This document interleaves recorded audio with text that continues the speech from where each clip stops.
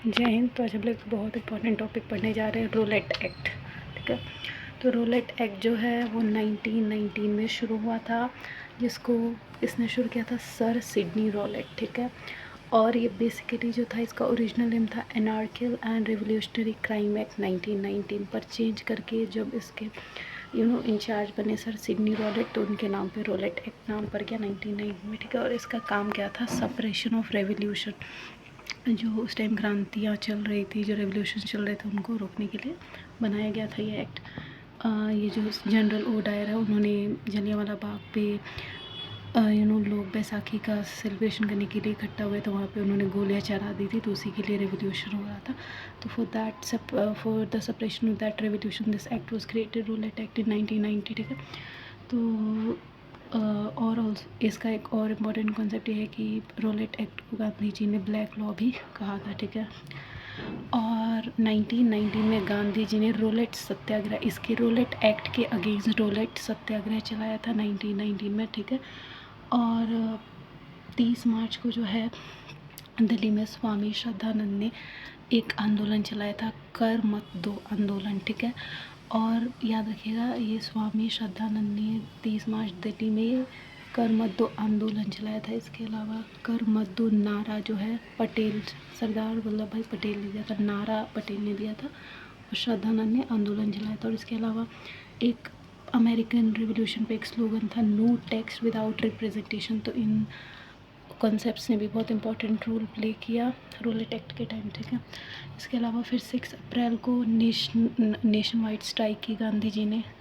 8 अप्रैल को उनको अरेस्ट कर लिया गया, महात्मा गांधी जी को। सेंटर ऑफ सत्याग्रह पंजाब है। ठीक है, और 9 अप्रैल को सत्यपाल और सैफुद्दीन किचलू को अरेस्ट कर लिया गया। फिर यहाँ से शुरू होती है जलियांवाला बाग कांड की कहानी। तो 13 अप्रैल 1990 का दिन बैसाखी का दिन था, इसको हम जलियांवाला बाग प्रदर्शन भी कहते हैं हिंदी में। तो 13 अप्रैल 1990 का दिन बैसाखी का दिन था, वो उसी दिन हुआ था जलियांवाला बाग, जो कि हमारे पंजाब में है।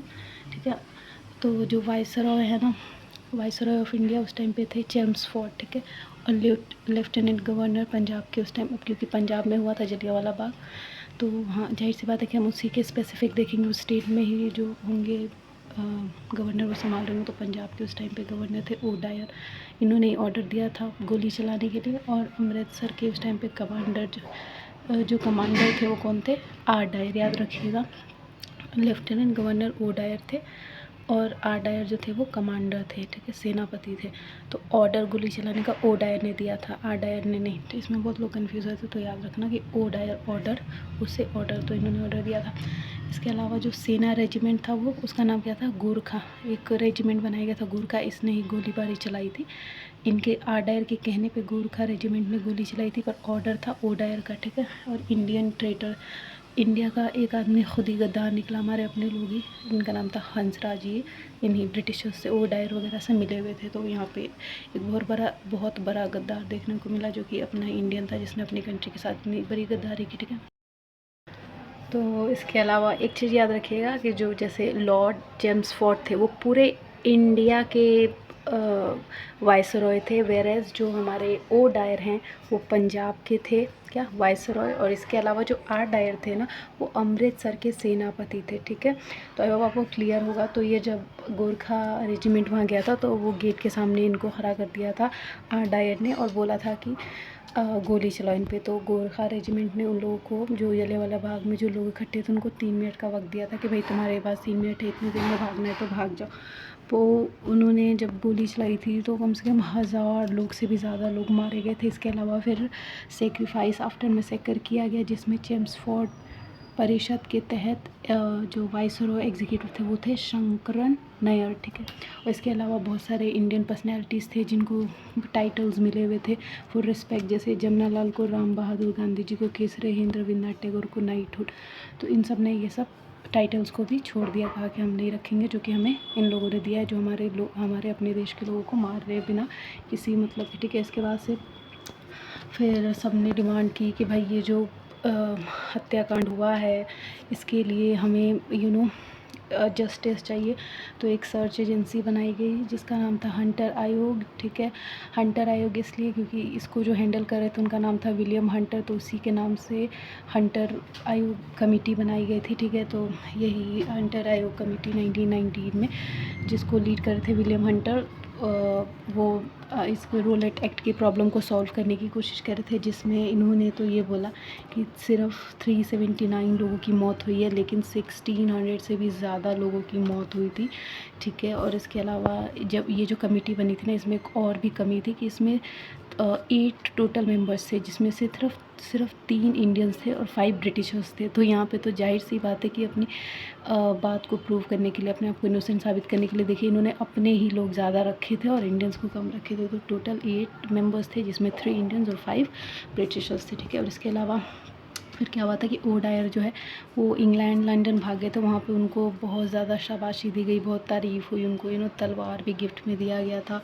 मतलब कि वहाँ के लोग इतना प्राउड फील कर रहे थे, इतनी घिनौनी हरकत करके, जो आदमी यहाँ से भागा था इंग्लैंड, वहाँ पे वो लोग उसका स्वागत कर रहे थे, ठीक है। और ये गलती बताया इन्होंने, 1600 के करीब, इससे भी ज़्यादा लोगों की मौत हुई जलियांवाला बाग मैसेकर में, पर इन्होंने सिर्फ 379 का नाम ले रहे थे लोग। इसके अलावा ये जो हंटर कमेटी थी, इसमें विलियम हंटर के अलावा मदन मोहन मालवीय जो हमारे इंडिया से थे, वो भी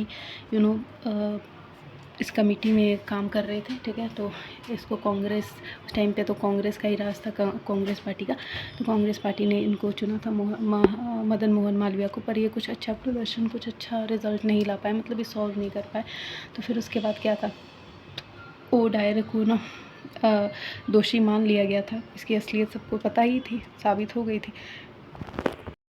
जब ओडायर को दोषी मान लिया गया, उसके बाद से फिर क्या हुआ कि 1940 में उधम सिंह, पंजाब के बहादुर, एक आप कह सकते हैं एक बहादुर खून, तो 1940 में पूरे 21 साल बाद 1919 में हत्याकांड जलियांवाला बाग मैसेकर हुआ था। 1940 में इन्होंने जाके, एक है इंग्लैंड में लंदन में कैक्सटोन हॉल, वहाँ पे जाके उन्होंने पूछा जनरल डायर यहीं पे गया, तो लोगों ने बोला कि हाँ यहीं पे, तो वहाँ जाके उससे पूछ कर उसको सामने से गोली मारी थी उन्होंने, और कहा था कि तूने जो हत्या काम किया उसका यही इलाज है, और आगे से हमारे देश पे तुम जैसे लोग नज़र उठा के भी मत देखना। तो ये था पूरा रोलेट एक्ट, जिसमें बहुत सारे लोगों ने इन्वॉल्वमेंट दिखाई, और इतना बड़ा दर्दनाक घटना हुआ है, जो कि बहुत अफसोस की बात है।